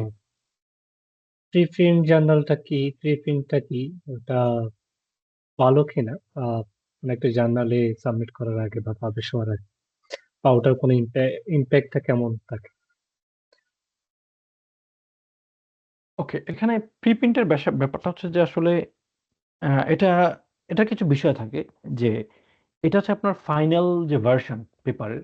সো ফাইনাল ভার্সন মানে আপনি যে পেপারটা লিখছেন সেই পেপারটা পাবলিশ হওয়ার আগে, ফর্মাল পিয়ার রিভিউ হওয়ার আগে একটা ভার্সন থাকে, যে ভার্সনটা আপনি ফর এক্সাম্পল একটা জার্নাল আপনি সাবমিট করছেন ওইটা। সো এটা হয় কি যে আপনার পেপারটা আর্লি সবাই দেখতে পারে, ফাইন্ডিংসটা কুইকলি সবাই দেখতে পারে পেপার পাবলিশ হওয়ার আগেই। আর এইটা প্রিপ্রিন্টারতে যেহেতু সবাই পায়, হ্যাঁ, সবাই দেখতে পারে, ওপেন অ্যাক্সেস থাকে। তো কিন্তু এটা কিন্তু পিয়ার রিভিউড না। হ্যাঁ, সো এইটা একটা ভালো দিক আছে। এটা ভালো দিকটা হচ্ছে যে না, এটা আপনার পেপারটা ধরুন পাবলিকেশন হইতে ১ বছর বা ৬ মাস সময় লাগবে। কিন্তু তার আগেই কিন্তু আপনি এই পেপারটা নিয়ে, মানে এই পেপারটা হয়তোবা আপনার সাইটও হতে পারে। এমনও হইতে পারে যে না, এই পেপারটা আপনার আ লোকজন সাইট করতেছে পাবলিকেশনের আগেই। হ্যাঁ? সো যেমন ধরেন আ এয়ার এক্সআইভি, আ ফিজিক্স ম্যাথের আছে। তারপর বায়োর এক্সআইভি, সো বায়োলজির। সো এমন বিভিন্ন আসলে প্রিপ্রিন্ট সার্ভার আছে যেগুলো হচ্ছে আপনার, সো এটা একটা কি বলে? বেনিফিট আছে। যেমন ওই যে বললাম যে আপনার যে রেজাল্টটা দ্রুত মানুষ পাচ্ছে মূল পেপার পাবলিকেশনের আগেই। এছাড়া খুব সহজেই মানুষ এটা নিয়ে ডিসকাশন করতে পারতেছে বা কোলাবোরেশন করতে পারতেছে। বাট একটা জিনিস মাথায় রাখতে হবে যে এটা যেহেতু পিয়ার রিভিউড না, আবার কিছু কিছু জার্নালের, হ্যাঁ, রেস্ট্রিকশন থাকে আসলে এই প্রিপ্রিন্ট পাবলিকেশনের ক্ষেত্রে। সো আমার যেটা আসলে মানে পার্সোনাল কনসেপ্ট যে আসলে this is not a good idea মানে প্রিপ্রিন্ট করাটা। বিকজ অনেক সময় যেটা হয়, আমি নিজে যেটা দেখছি, মানে আমার একটা পেপার এমন হয়েছে যে ওই আইডিয়াটা অন্য কেউ চুরি করে সে একটা প্রেরাটরি জার্নালে পাবলিশ করে ফেলছে। হ্যাঁ, সেইম স্টাইলের পেপার। তো এই বিষয়টা আসলে খেয়াল রাখতে হবে। এই তো। Okay, পরবর্তীতে তৌফিক ভাইয়ের কাছে যাবো, প্লিজ। আপনার পয়সাটা দিয়ে দেন, কোথা থেকে বলছেন, দেন কোয়েশ্চেন দেন, প্লিজ। তৌফিক ভাই। তৌফিক, আপনি হ্যান্ড রাইজ করছিলেন, জি। আপনি কি আমাদের শুনতে পাচ্ছেন?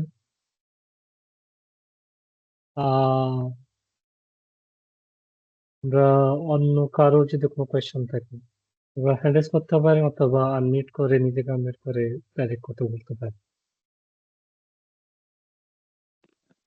হ্যাঁ, শোনা যাচ্ছে আমাকে? হ্যাঁ, হ্যাঁ, শোনা যাচ্ছে। ওহ সরি আসলে প্রথমে ধন্যবাদ জানাই ওবায়দুল্লাহ ভাইকে।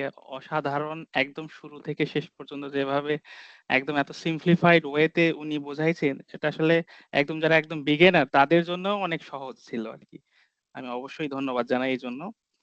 তো আমার একটা ছোট্ট কোয়েরি ছিল, সেটা হচ্ছে যে এই যে ভাই দেখালেন যে হচ্ছে স্পিনজার ন্যাচারের হচ্ছে এপিসি কস্ট হচ্ছে ওয়েব করা আছে বাংলাদেশের জন্য। কিন্তু বর্তমানে আমরা যদি ওই লিস্টে যাই, বাংলাদেশের নামটা আমরা দেখতে পাই না। তো তারপরেও আপনি কিভাবে ওই ওপেন অ্যাক্সেস জার্নালে পাবলিশ করলেন উইথআউট এনি এপিসি, এইটা একটু ক্লিয়ার আচ্ছা করবেন আচ্ছা কি? ওকে তৌফিক ভাই, যেটা হয়েছে যে আহ, আমি যখন পেপারটা করছিলাম ওই সময় আসলে বাংলাদেশের লিস্টে ছিল, আচ্ছা এখন আচ্ছা বাংলাদেশের লিস্টে নাই। লাস্ট আমি একটা পেপার একটা জায়গায় হচ্ছে সাবমিট করা আছে, তো তারা মানে বাংলাদেশ যেহেতু এখন কি বলে ওই যে উন্নয়নের সিঁড়ি বেয়ে উপরে উঠতেছে আর কি। তো ওই জায়গাটাতে যেটা হয়েছে যে এটা কিন্তু ওই সময় আলোচনা হয়েছে যে বাংলাদেশ যখন মিডল ইনকাম কান্ট্রি হয়ে যাবে, তো আমাদের কিন্তু অনেক জায়গা থেকে আমাদের ডিপ্রাইভ হইতে হবে। তো আমরা আগে যেই সুবিধাটা পাইতাম সেটা আমরা এখন পাচ্ছি না বা পাবো না। যেমন আমি কিছুদিন আগে স্প্রিং নেচার আরেকটা জার্নালে, সো ওইখানে আমি ওয়েবার পাইছি হচ্ছে 80%। হ্যাঁ, তার মানে আমাকে $200 পে করতে হবে। তো ওই ওই পেপারটা যদি অ্যাকসেপ্ট হয়। হ্যাঁ, সো এই একটা ব্যাপার আছে। সো আমি যখন সাবমিট করছিলাম সামহাউ ওইখানে বাংলাদেশ ছিল, এবং দ্বিতীয় ব্যাপার হচ্ছে বাংলাদেশ একেবারে নাই তা না, বাট আপনি হয়তো এখন আর ফুল ওয়েবার পাবেন না, 100% পাবেন না। আবার এই জিনিসটা আবার ডিপেন্ড করতেছে যে আপনার পেপারের উপরে। হ্যাঁ, অনেক সময় এই রিসার্চ পেপারটাকে এডিটোরিয়াল বোর্ড যদি চায় তারা তো আপনাকে দিতেই পারে। তো অনেক সময় এটা হয় যে না, এডিটর মনে করে যে না এই পেপারটা আহ, ভালো, বা এই পেপারটার কোয়ালিটি এটা, বা এটা যদি আমরা ওপেন অ্যাক্সেসে পাবলিশ করি আমাদের জার্নালের একটা ভালো হবে, তো তখন তারা এই জিনিসটা আসলে করে। আচ্ছা, আচ্ছা, অনেক ধন্যবাদ। ছোট্ট একটা ফলো আপ কোয়েশ্চেন, সেটা হচ্ছে যে এই যে জি। বা যখন আমরা হচ্ছে আ অনলাইনে যখন সাবমিট করতেছি আমাদের হ্যাঁ পেপারের ম্যানুস্ক্রিপ্টের সাথে অন্যান্য বিষয়গুলা, সেক্ষেত্রে আপনাকে কোয়েশ্চেনিয়ারটাকে কখনো কি চাওয়া হয়েছিল? কোয়েশ্চেনিয়ার এথিক্যাল ডিক্লারেশন, বিশেষ করে আপনি যে ৫-৬ টা বা আর্টিকেল দেখালেন, বিশেষ করে আপনার পাবলিকেশন গুলা, সেগুলাতে কি আপনার এথিক্যাল ডিক্লারেশন এর যে কোনো এথিক্যাল রিভিউ বোর্ড থেকে আপনি কোনো এরকম ডিক্লারেশন নিয়ে এসে তার সাবমিট করা প্রয়োজন হয়েছিল কিনা? হ্যাঁ হ্যাঁ হ্যাঁ হ্যাঁ। আমি যদি একটা পেপার দেখাই, আহ, আচ্ছা ধরুন এটা একটা পেপার হেলিওনের। আচ্ছা ভাই স্ক্রিন মনে হয় দেখা যাচ্ছে না। আহ, আচ্ছা স্ক্রিন কি দেখা যাচ্ছে আমার? হ্যাঁ, স্ক্রিন দেখা যাচ্ছে। আপনি মনে হয় একটু আপনার নেটওয়ার্কের সমস্যা হচ্ছে। ওকে, এই যে এই হেলিওনের এই পেপারটা এখানে দেখেন এথিক্যাল অ্যাপ্রুভাল একটা, যেমন ধরেন এথিক্যাল অ্যাপ্রুভাল প্রোটোকল নাম্বার এত এত এত has been obtain from the institution ethical review board affiliated with এটা এটা ডিফল্ট ইন্টারন্যাশনাল ইউনিভার্সিটি। সো আমাদের যেমন এই পেপারটা কেন এথিক্যাল অ্যাপ্রুভাল নেওয়া হয়েছিল, বিকজ এটা হচ্ছে চাইল্ড লেবারদের নিয়ে করা এবং তাদের ভালনারেবিলিটি নিয়ে কাজ করা। সো সরাসরি হিউম্যান ডেটা নিয়ে কাজ করা। সো হিউম্যান ডেটা নিয়ে কাজ করার কারণে আমাদেরকে কিন্তু ইনস্টিটিউশন থেকে এথিক্যাল অ্যাপ্রুভাল নেওয়া হয়েছিল। এবং যখন ডেটা অ্যাভেলেবিলিটি স্টেটমেন্টের কথা বলা হয়েছে, যে আমরা বলছি ডেটা যেহেতু সেন্সিটিভ, সো কেউ যদি আমাদের কাছে ডেটা চায় আমরা তখন তাকে ডেটা কেস বাই কেস দিতে পারবো। ঠিক আছে, তো এই বিষয়গুলো আমরা তখন উল্লেখ করছি আর কি। সো এথিক্যাল অ্যাপ্রুভাল আপনি যদি হিউম্যান ইন্টারভিউ নেন তখন আপনাকে এথিক্যাল অ্যাপ্রুভাল কিন্তু নেওয়ার প্রয়োজন পড়বে। আচ্ছা, এই বিষয়টা আরেকটু ক্লিয়ার করবেন। মানে আমরা যদি ইন্টারভিউ যেকোনো ক্ষেত্রেই দেখা যাচ্ছে আইআরআর একটা স্টাডি করতেছি, পারসেপশন স্টাডি, সেক্ষেত্রেও কি আমাদের লাগবে যে এথিক্যাল এই অ্যাপ্রুভাল? হ্যাঁ এই তৌফিক ভাই, এটা আসলে ডিপেন্ড করতেছে আপনি আপনার এটা জার্নালের উপর অনেক সময় ডিপেন্ড করে, যে জার্নাল অনেক সময় এথিক্যাল অ্যাপ্রুভাল চায়, আবার অনেক সময় চায় না। তবে আইআর এর দেখা জার্নালগুলো আসলে ম্যাক্সিমাম এথিক্যাল অ্যাপ্রুভাল চায় না। হ্যাঁ আচ্ছা, আচ্ছা, অনেক থ্যাংক ইউ ভাই। ওকে, আর অন্য কারো কোনো কোয়েশ্চেন প্লিজ যদি থাকে।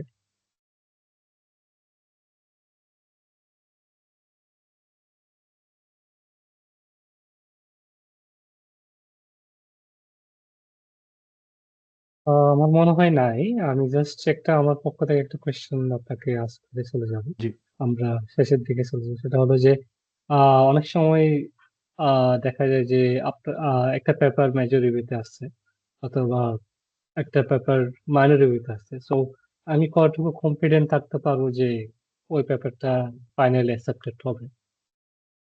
আচ্ছা, এখন এরকম কোনো পার্সেন্টেজ আপনি বলতে আচ্ছা পারেন এর কি? এই ভাই এইটার কোনো পার্সেন্টেজ নাই, কারণ আমি রিভিশনের পরবর্তীতে আমি কখনো রিজেকশন খাইনি। হ্যাঁ, মানে আচ্ছা, আচ্ছা। রিজেকশন যা খাইছে ধরেন ডেস্ক রিজেকশন, বা রিভিউয়ার আমাকে সরাসরি রিজেক্ট করছে যে রিভিউয়ার লিখছে না এই পেপারটা আসলে এই জার্নালের জন্যই না।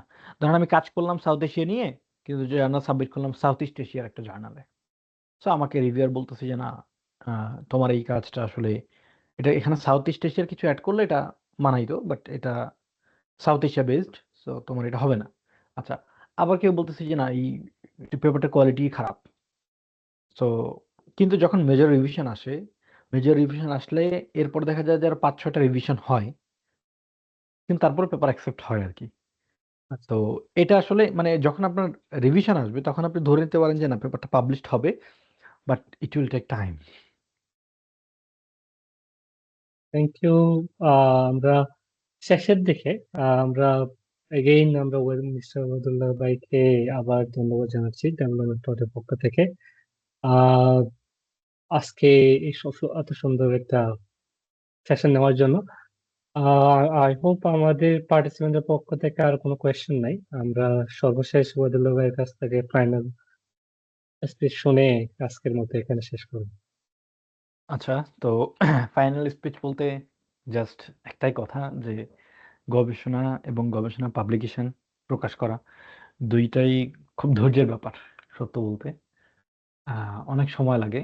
আমরা অনেক সময় দেখি যে না আরে প্রতি মাসে ১টা ২টা করে পেপার আসতেছে, হ্যাঁ, but this is not truth. কারণ দেখা যায় যে একটা পিয়ার রিভিউ, আমি কিছুদিন আগে দেখলাম রিজভি ভাই একটা পেপার অ্যাকসেপ্ট হয়েছে খুব ভালো একটা জার্নালে।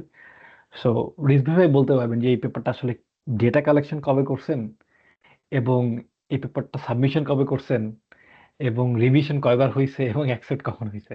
ঠিক আছে? আমি জাস্ট আমাদের পার্টিসিপেন্টদের ইনফরমেশনের জন্য একটু জাস্ট বলতে চাই যে ওটা আমরা 22-এর শেষের দিকে ফাইনাল ইয়েটা করছিলাম এবং আমরা অ্যাসাপ্টেন্স এর রিভিশনটা দিছি ডিসেম্বরের 22শে ডিসেম্বরের দিকে।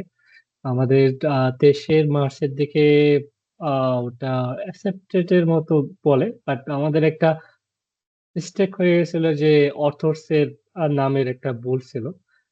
ফলে ওটা অ্যাপ্রুভাল নিতে, নিতে আমাদের প্রায় ১ বছর চলে যায় আরকি।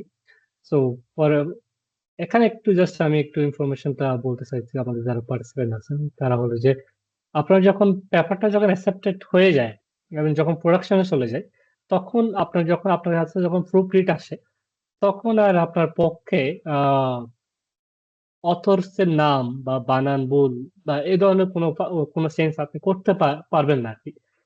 সেক্ষেত্রে যদি করতে চান, সেক্ষেত্রে মানে আমাদের মতো প্রায় ১ বছরের একটা লেনদি সময়ে ঘন, ঘন রিমাইন্ডার দিয়ে আপনাকে হ্যাসেল এ পড়তে হয় আরকি। তো ওটা আমাদের একটা লার্নিং ছিল যে আ হইতে পারে। So এটা হচ্ছে আসলে ব্যাপার যে এই যে ধরেন ছোটখাটো ভুল, এই জার্নালাইজ ছোটখাটো ভুলগুলো করলে বিশাল সমস্যার মধ্যে পড়তে হয় আসলে। মানে এটা আসলে তখন আমাদের হাতে কিছু করার থাকে না। সো হুম, এই বিষয়গুলো আপনাদেরকে কনসিডার করতে হবে, এবং যেটা বললাম যে একটা ধৈর্যের ব্যাপার, অনেক ধৈর্যের ব্যাপার পাবলিকেশন প্রসেসটা। স্পেশালি শুরু থেকে শেষ পর্যন্ত একটা টিম ওয়ার্ক করাটা। এই টিম ওয়ার্কের মধ্যে সবার মধ্যে কোঅর্ডিনেশন, টিম স্পিরিট না থাকলে আসলে টিম ওয়ার্কটা করা সম্ভব হয় না। সো আপনার টিম, এবং আমাদের বেশিরভাগ পাবলিকেশন আমারগুলো যেগুলো দেখবেন আপনারা ম্যাক্সিমাম টিম ওয়ার্কে করা। কারণ সিঙ্গেল হ্যান্ডেড আসলে পেপার করাটা খুবই ডিফিকাল্ট এখন। ডেটা কালেকশন থেকে শুরু করে literature review writing, introduction writing, data analysis, result part, discussion part সবকিছু করাটা আসলে খুব কঠিন। সো প্রথমত হচ্ছে ফার্স্ট অ্যান্ড ফরমাস্ট ধৈর্য রাখতে হবে। সেকেন্ডলি যেটা আহ, যে আপনাকে পাবলিকেশন প্রসেসটা ধরেন আজকে আমি একটা ছোট একটা ধারণা আপনাকে দিতে পারছি। সো আপনার যদি আসলেই আপনি গবেষণা করার ইচ্ছা থাকে, আপনি এগুলো নিয়ে আরো ইন ডিটেল ঘাটবেন। প্রত্যেকটা বিষয় নিয়ে আপনি নিজেকে আরো সমৃদ্ধ করতে হবে আপনাকে, এবং আপনাকে মেথোডোলজির বিষয় যে রিসার্চ মেথোডোলজি কি, কেন, কিভাবে, কয় ধরনের আছে, এই বিষয়গুলো নিয়ে আপনাকে ইন ডিটেইল পড়াশোনা, আলোচনা, কিংবা কোর্স করা সেটা করতে হবে। এবং আমাদের যেটা সমস্যা বাংলাদেশিদের স্পেশাল আমি যেটা দেখছি যে তারা টাকা খরচ করতে চায় না। মানে একটা কোর্স আপনি করবেন ৫,০০০ ১০,০০০ টাকা খরচ হবে। এটা তো এটা আসলে ইনভেস্টমেন্ট। আপনারা অনেক টাকা নষ্ট করতেছেন আমি জানি। মানুষ অনেক টাকা নষ্ট করে আমাদের দেশে। বাট মানে অন্তত খায় রেস্টুরেন্টে গিয়ে খাচ্ছে মনে করেন টাকা দিয়ে। কিন্তু একটা কোর্স ফর এক্সাম্পল একটা কোর্স অফার হচ্ছে যে না জাস্ট ১৫০০ টাকা দিয়ে আপনি ফর এক্সাম্পল আপনি পাইথন শিখতে পারতেছেন বা এসপিসি শিখতে পারতেছেন। সেটা কেউ শিখতে চায় না। সো আমি বলব যে দিস ইজ এন ইনভেস্টমেন্ট। এইটা করলে কোনো লস নাই, ক্ষতি নাই। কারণ এটা আপনি একটা রিটার্ন পাবেন টুডে অর টুমরো। এবং আপনাদের সবার জন্য শুভকামনা রইল। আপনারা আজকে জয়েন করেছেন সবাই মানে আপনারা রিসার্চে আগ্রহী, গবেষণায় আগ্রহী। সে আগ্রহটাকে ধরে রাখুন। ইনশাআল্লাহ ভালো করবেন। আপনাদের আগামীর দিনগুলো শুভ হোক। এই বলে আমি আমার আজকের সেশন শেষ করছি। আসসালামু আলাইকুম। ওবায়দুল্লাহ ভাই, থ্যাংক ইউ এগেইন ডেভেলপমেন্ট টট থেকে। আমাদের পার্টিসিপেন্টদের একটু বলে দিতে চাই, আমাদের ডেভেলপমেন্ট টটের যে পেজটা, ওখানে আপনারা রেগুলারলি আপডেট পাবেন আমাদের ডিটি টকের পরবর্তী সেশনগুলো কি টপিকে, কোন টপিকে কখন হবে। পাশাপাশি ডেভেলপমেন্ট টট অনলাইনে বিভিন্ন ধরনের রিসার্চের কোর্স অফার করে। আপনারা ইন্টারেস্টেড থাকলে ওখানে রেজিস্টার করে আমাদের সাথে জয়েন দিতে পারেন। আজকের পর্যন্ত এখানেই। হ্যাঁ, আপনাদের স্লাইডটা আমি ওবায়দুল্লাহ ভাইয়ের কাছ থেকে নিয়ে ইমেইলে শেয়ার করে দিব। আজকের মতো এখানেই। আসসালামু আলাইকুম, শুভরাত্রি।